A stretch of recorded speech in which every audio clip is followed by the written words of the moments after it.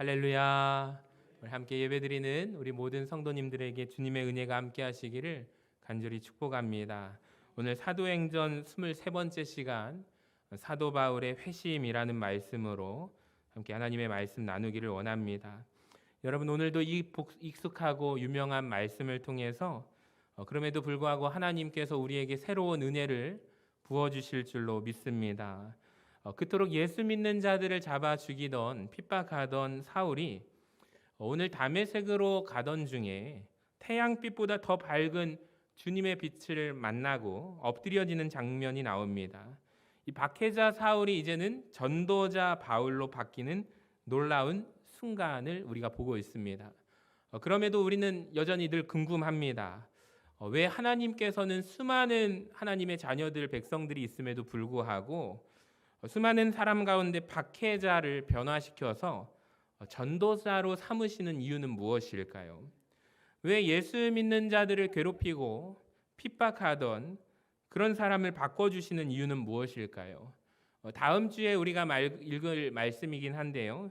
15절 말씀을 보시면 우리 같이 한번 읽어보도록 하겠습니다. 시작. 노란 글씨만 읽어볼까요? 이 사람은 내 이름을 이방인과 임금들과 이스라엘 자손들에게 전하기 위하여 택한 나의 그릇이라. 아멘.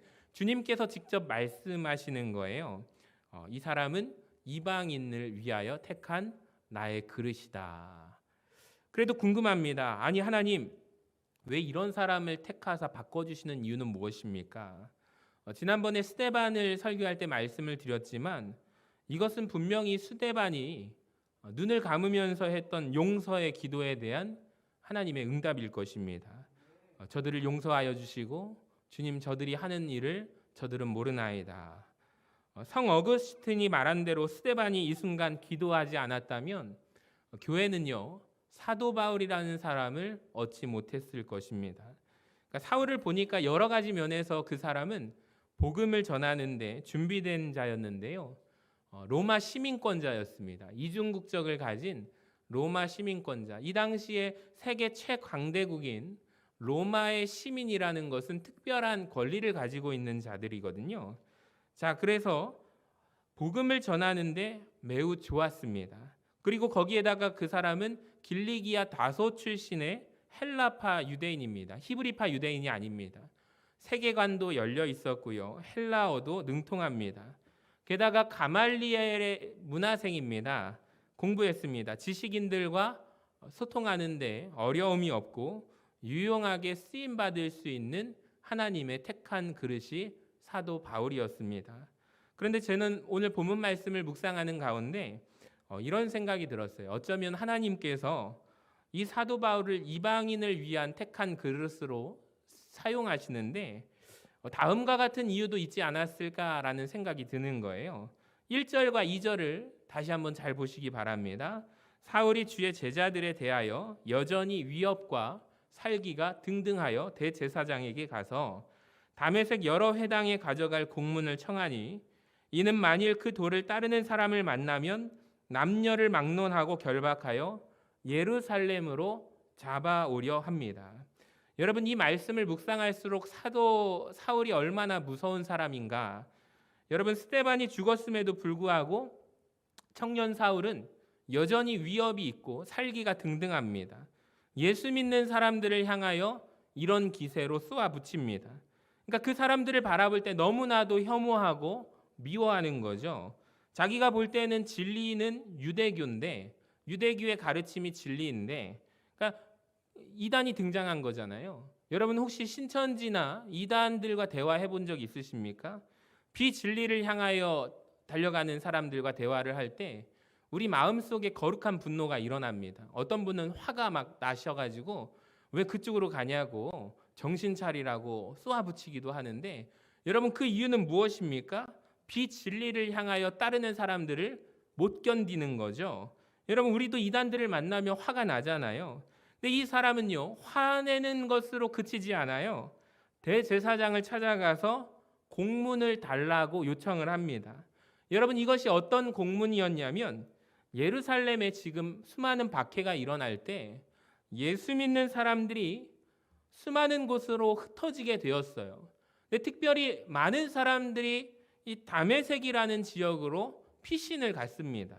몸을 숨기기 위하여 박해를 피해서 도망간 상황인데 거기에 많이들 갔나 보죠. 그랬더니 바울이 뭐라고 말해요? 내가 거기까지 가서 공문을 주시면 내가 그 사람들을 모두 잡아오겠다, 박멸하겠다라는 거죠. 지도를 한번 보시기 바랍니다. 이것이 얼마나 무섭고 대단한 일인지 모릅니다. 예루살렘에서 다메섹까지 가려면요, 바울이 갔던 이 정확한 루트가 이 빨간색으로 꼬불꼬불 이 경로를 통해서만 갈 수가 있습니다. 자, 이 거리가 무려 213km거든요. 여러분, 전주에서 서울까지가 230km 정도 되는데 오늘날에도 200km 떨어진 지역을 가려고 하면 여러분 자동차를 타고 가도 2시간 이상 걸리지 않습니까? 근데 이 당시에 한번 생각해 보십시오. 자동차가 있습니까? 대개는 걸어갔겠죠. 그리고 혹 말을 타고 뛰어갔을 것입니다. 그러니까 아무리 빨라도 4일 정도 이상 걸리는 일정이에요. 늦게 도착해도 일주일이 꼬박 소요되는 시간입니다. 그러니까 자기가 보기에 일주일이라는 시간을 걸어서 비진리라고 여겨지는 사람들, 예수 믿는 사람들을 잡아 죽이기 위해서 내가 거기에 가겠다, 공문을 달라 요청하는 이 바울의 모습이 보이십니까? 그러니까 어쩌면 사울 이 청년의 모습이 하나님이 이 모습을 주목하실 수도 있겠다라는 생각이 들었습니다. 이 나쁜 방향으로 걸어가고 있긴 하지만 이 사람에게 우리가 배울 것은 무엇입니까? 열정이 있어요. 열정을 주체할 수가 없어요. 그러니까 내가 믿는 진리, 유대교의 말씀만이 진리라고 여겼기 때문에 이 이단들을 향하여 물불을 안 가리는 청년 사울의 모습이 보입니다. 저는 어쩌면 이 청년 사울의 모습을 하나님께서 바라보시면서 미소 지으시지 않으셨을까라는 생각이 들었어요. 왜 그러냐면 사울이 가지고 있는 이 열정과 적극성, 진리를 향하여 자기 몸을 던지는 이 모습을 하나님께서 그를 바라보시고 이 사람이 잘못된 방향으로 가고 있는 하나님이 개입해 주셔서 이제는 방향을 완전히 바꾸어 주시면 하나님의 일을 위한 일꾼으로 쓰임받게 되지 않을까, 하나님이 이 모습을 기대하시지 않았을까라는 생각이 들었습니다. 제가 이 청년 사울이 진리를 믿게 되면 하나님을 위해서 몸을 던지는 자로 살아가지 않을까, 하나님은 여기를 바라보고 계셨다라는 것. 여러분, 예수 믿고 난 후에 사도 바울의 모습을 성경의 곳곳을 보시기 바랍니다. 그가 가지고 있는 성격, 그가 가지고 있는 기질, 그 모습 그대로 복음을 전하는 것을 알고 있습니다. 방향이 바뀌었죠. 이제는 본인이 진리라고 확신하는 예수님을 위하여 목숨을 걸고 자기 몸을 던져서, 인생을 던져서 복음을 전하는 자로 살아갑니다. 오늘 본문 1절에 보니까 청년 사울의 마음속에 화가 많았습니다. 분노가 많았습니다. 비진리라고 생각하는 사람들. 근데 예수님을 만난 후에 바울의 모습도 여전히 화가 가득해요. 왜 그러냐면 빌립보서를 보면 너희가 아직도 십자가의 원수로 행하는도다라고 화를 내거든요. 사도행전 17장에 보면 아테네라는 지역으로 갔을 때 그 도시는 우상을 숭배하는 도시였습니다. 여러분 한번 생각해 보시기 바랍니다. 첫 번째로 이렇게 딱 어느 도시에 갔는데 그곳에 수많은 우상들이 세워져 있는 것을 보고 사도 바울은 어떤 행동을 취하냐면 성경에 보니까 그곳에 우상이 가득한 것을 보고 격분했대요. 화를 냈대요. 열정을 주체할 수가 없는 것입니다. 여러분, 이 사람이 잘못된 길로 걸어가지만 하나님께서 개입해 주셔서 방향을 바꾸고 난 뒤에 자기 몸을 던지는 자가 되었습니다. 그래서 사도 바울이 사역을 하면서 남겼던 말을 보시면요, 어떠한 비유를 제일 많이 드냐면 따라해 볼까요? 달리기. 신앙을 달리기로, 경주로 그가 비유하는 것을 우리는 알 수가 있어요. 혹시 보셨나요? 나는 달려가리라. 난 달려가겠네. 나는 예수님 주시는 상급 저 표대를 향하여 나는 달려가리라. 이 열정대로 그는 달리는 사명을 감당하는 자로 쓰임 받습니다. 그 심지어 후배 목사 디모데에게 뭐라고 권면을 하냐면 너는 전심전력을 다하라라고 합니다. 전심전력해서 너의 진보를 나타내라, 드러내라 라고 말합니다. 그리고 사도 바울의 마지막 말이 고백이 있죠. 내 인생은 하나님께 완전히 드려지는 삶이었다.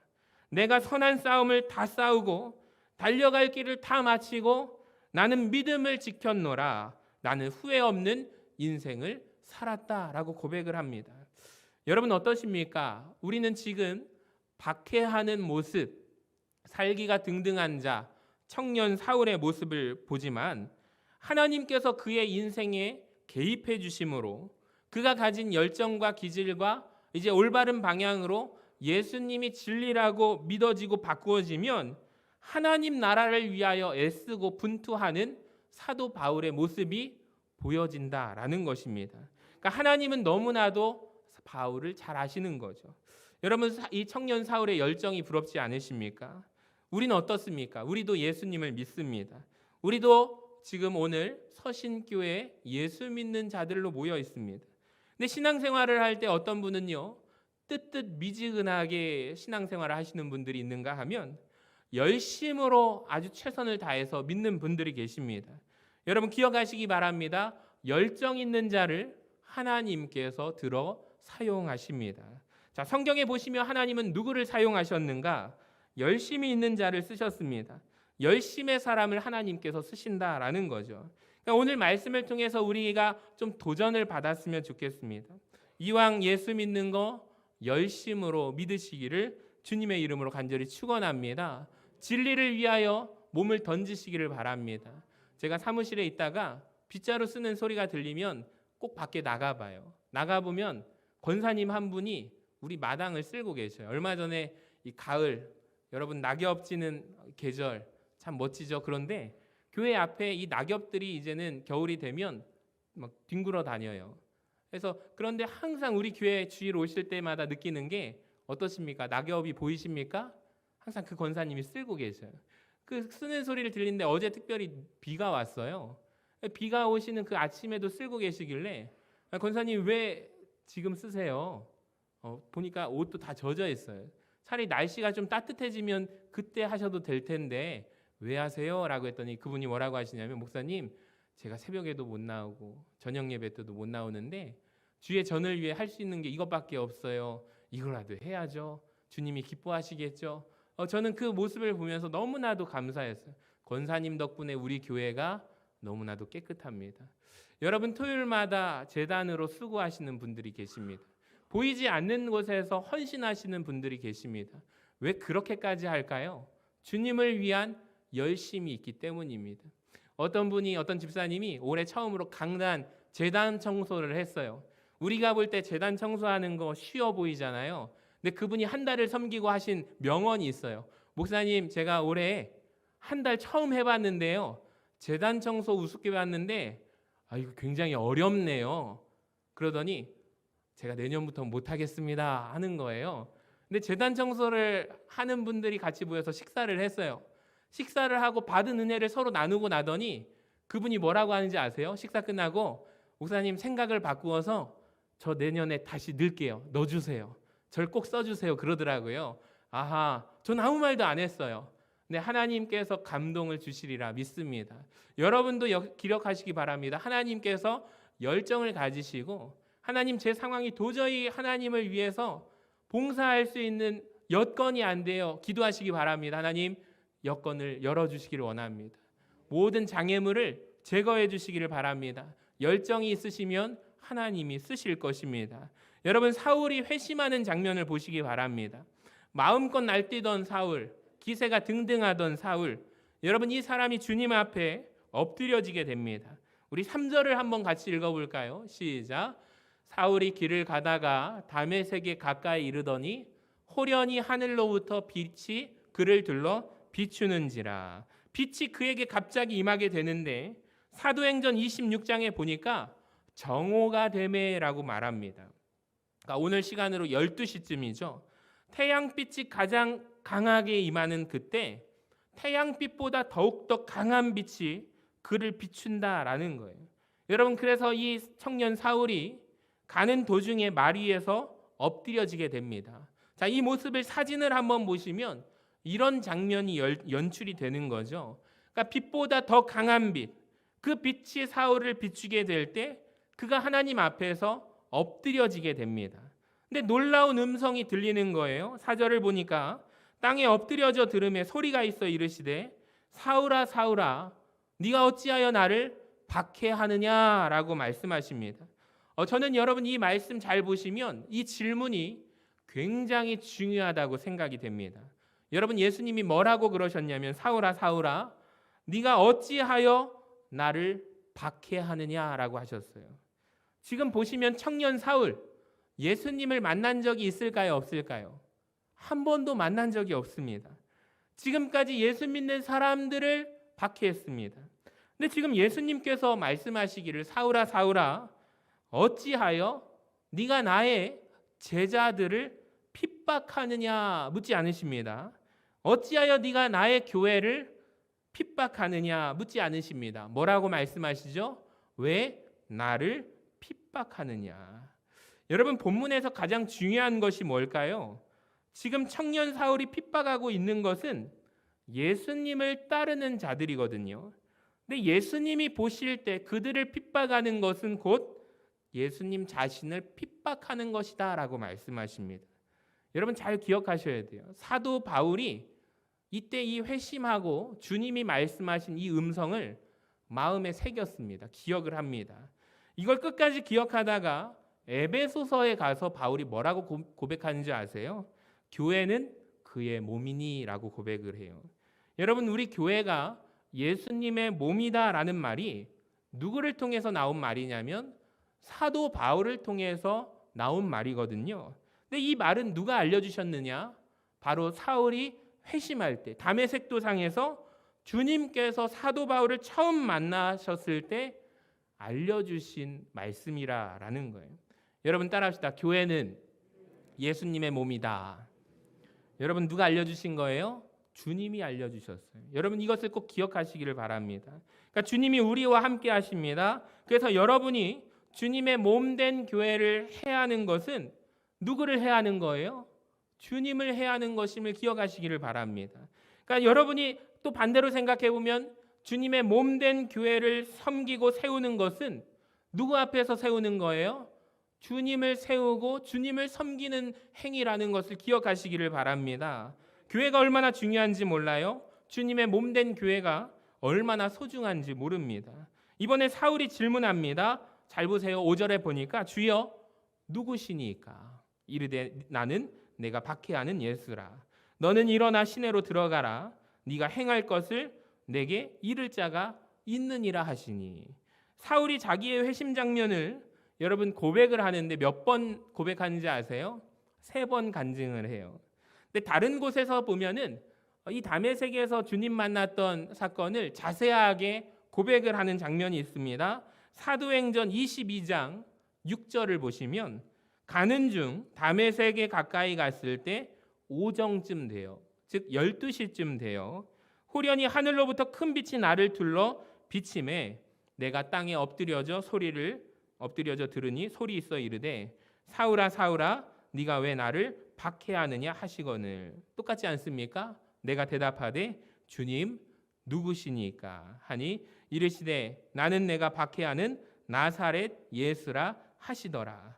나와 함께 있는 자들은 빛을 보면서도 나에게 말씀하시는 이의 소리는 듣지 못하니라. 아멘.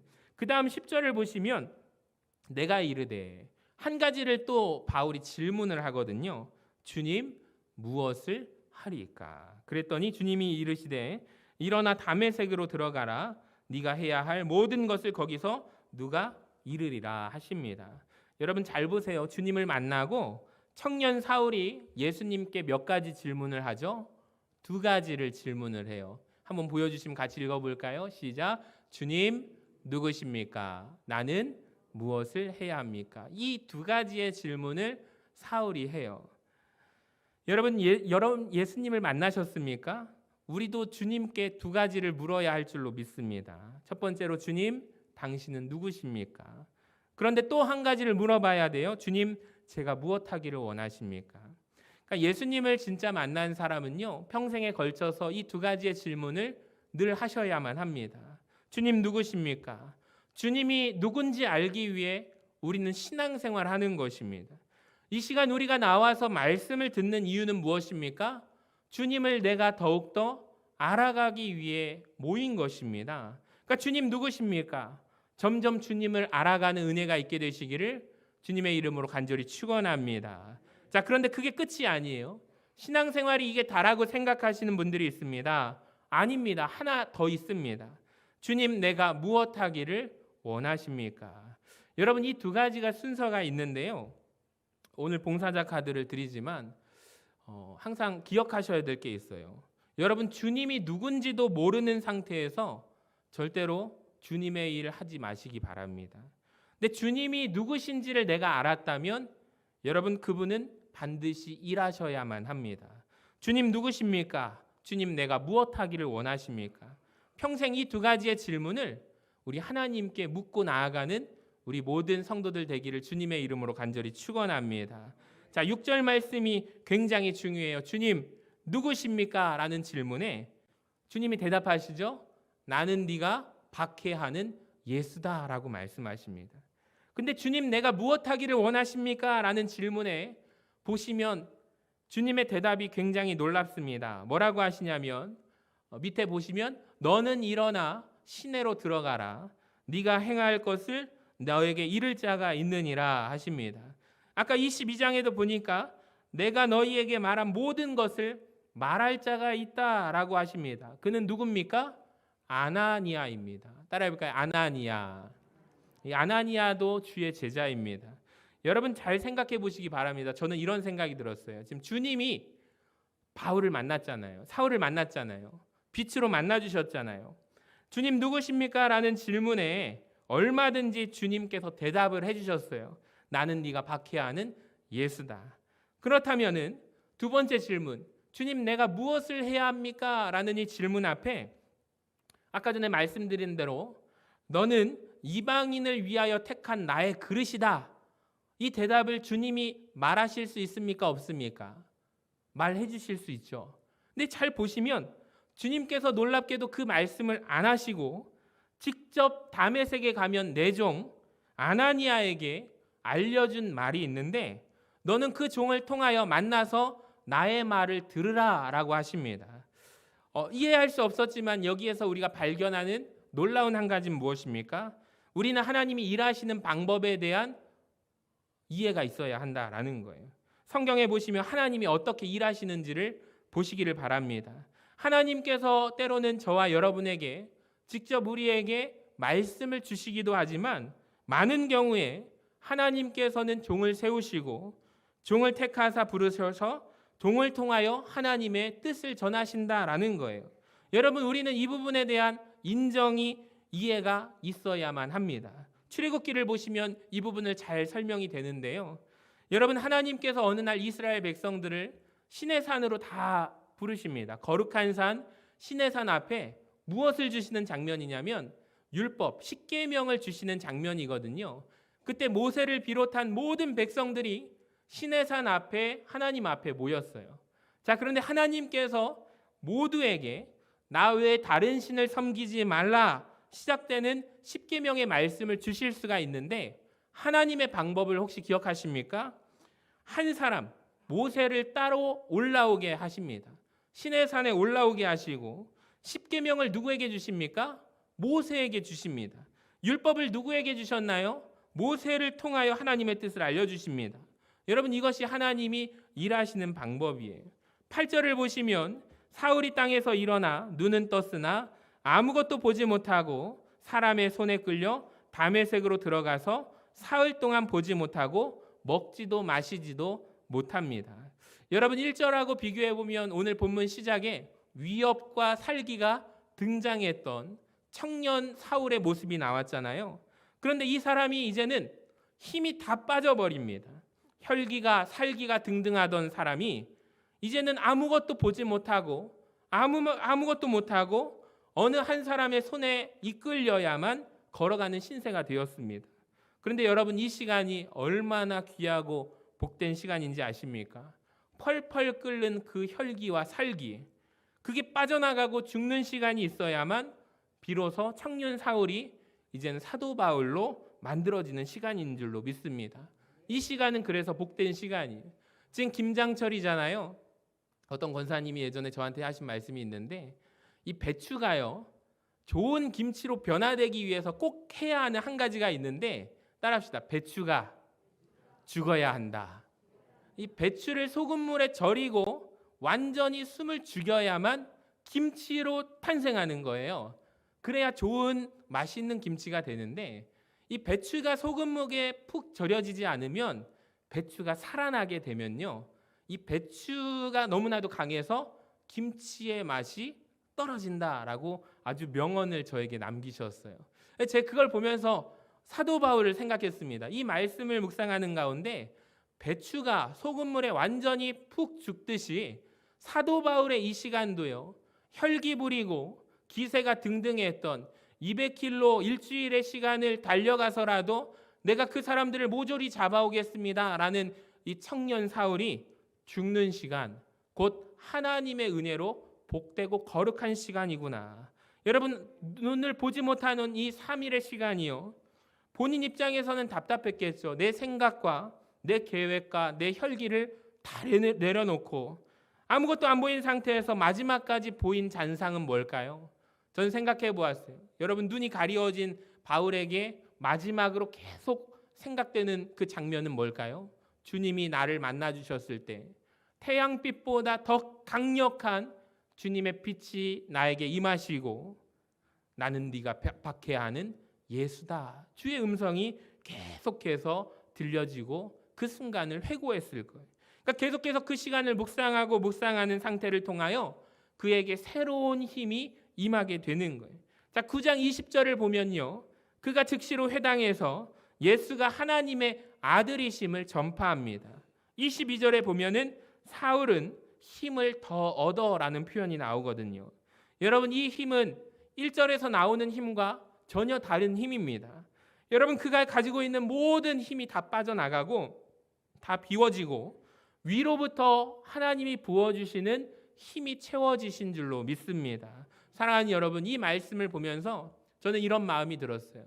저와 여러분에게도 우리가 죽어서 하늘의 것으로 충만하게 채워지는 은혜, 주님이 공급하여 주시는 힘으로 살아가는 우리 모든 성도님들 되시기를 주님의 이름으로 간절히 축원합니다. 마지막으로 한 가지 제가 나누고 싶은 게 있는데 3절 말씀을 같이 한번 읽어봅니다. 시작. 사울이 길을 가다가 다메섹에 가까이 이르더니 호련히 하늘로부터 빛이 그를 둘러 비추는지라. 아멘. 여기 보시면 다메섹에 가까이 이르더니, 전 이 부분을 집중했는데요, 말씀의 은혜를 함께 나누고 싶습니다. 여러분, 우리는 주목해야 할 것이 사울이 그의 여행 중에 하나님이 그를 언제 만나 주셨는지를 우리가 보아야 합니다. 언제 만났죠? 다메섹에 가까이 이르렀을 때. 지도를 아까 전에 보았던 지도를 보시면 보이십니까? 오른쪽 맨 위에 주님을 만났던 때가 화살표로 표시가 되어 있어요. 보이시나요? 저는 이런 생각을 했어요.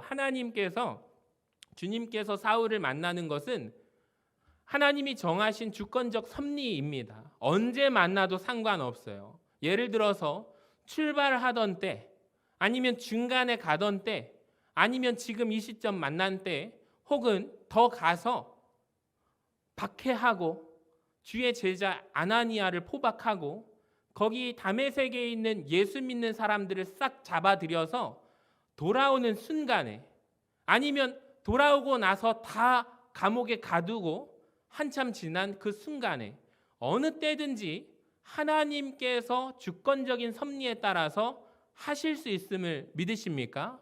근데 저는 왜 지도 가운데 다메섹에 가까이 이르렀을 때 왜 이때일까?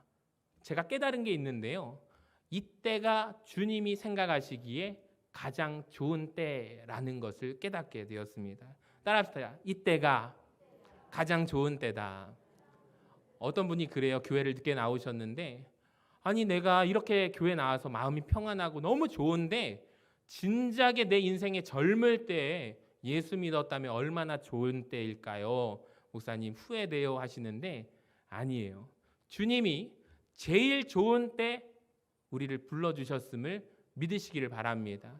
모든 것은 하나님의 주권적인 섭리임을 믿으시기를 바랍니다. 제가 이걸 깨닫게 되었어요. 하나님이 저를 부르시고 하나님의 주의 일을 맡길 때 그 제 인생을 되돌아보니까 하나님이 정확한 때, 그때가 아니고서는 제가 죽지 않는 그 시점에 하나님께서 하나님의 방법과 연단을 통하여 세우셨다라는 것을 고백하게 돼요. 여러분도 마찬가지 아닙니까? 하나님이 나를 만나주신 그때가 가장 복된 하나님의 때라는 것을 고백하시기를 바랍니다.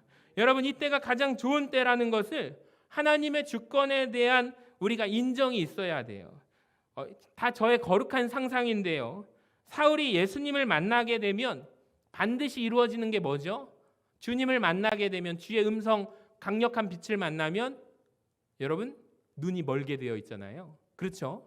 여러분, 사울 입장에서 보면은 아무것도 안 보이는 상태로 지금 다메섹에 이끌러 가잖아요.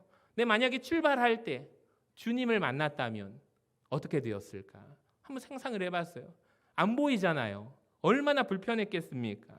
근데 다메섹에 가기 전에 주님께서 불러주셔서 사울이 눈을 멀지만 누군가의 손에 이끌려서 다메섹에 가까이 다 왔을 때 주님을 만났기 때문에 사울에게도 좋았고요, 주의 제자 아나니아에게도 좋았고요, 다메섹에 사는 주의 백성들에게도 가장 좋은 때였다라는 것을 제가 고백하게 되었어요. 여러분, 마찬가지입니다. 저와 여러분도 가장 좋은 시간과 좋은 때 하나님께서 여러분을 불러주시고 만나주셨음을 믿음으로 고백하시기를 바랍니다. 여러분, 우리 소망 하나 합시다. 주님의 가장 귀한 시간에 여러분이 혹시 내 남편을 위해서, 주님, 내 남편이 같이 신앙생활하기 원합니다, 너무 힘듭니다, 그 기도를 이제는 놓을까 봐요 라고 하시는 분들도 계시고, 목사님, 제가 자녀들을 위해서 눈물로 계속해서 기도했는데 이 자녀가 교회를 나오다가 주님 떠나 산 지가 지금 몇십 년이 흐르고 있는데 이제는 이 기도를 놓을까 봐요 하는 분들도 계십니다. 여러분, 절대 놓지 마시기를 바랍니다. 그때는 우리가 판단하는 게 아니라 하나님이 가장 좋은 때 만나 주실 줄로 믿습니다. 이 사울, 청년 사울, 혈기 등등하고 기세 등등하고 많은 사람을 핍박하던 이 사람, 하나님께서 최고의 때를 만나 주시자 그의 인생이 완전히 뒤바뀌어져서 우리 교회가 이 시대 가운데 말씀을 묵상하는 주의 제자들에게 사도 바울이 그 귀한 말씀이 우리에게 오늘 오게 되지 않았을까? 이 모든 것이 하나님의 완벽한 계획인 것입니다. 사랑하는 여러분, 우리가 주님의 때를 믿고 간구하며 의지하며 나아가는 우리 모두가 되시기를 주님의 이름으로 간절히 축원합니다.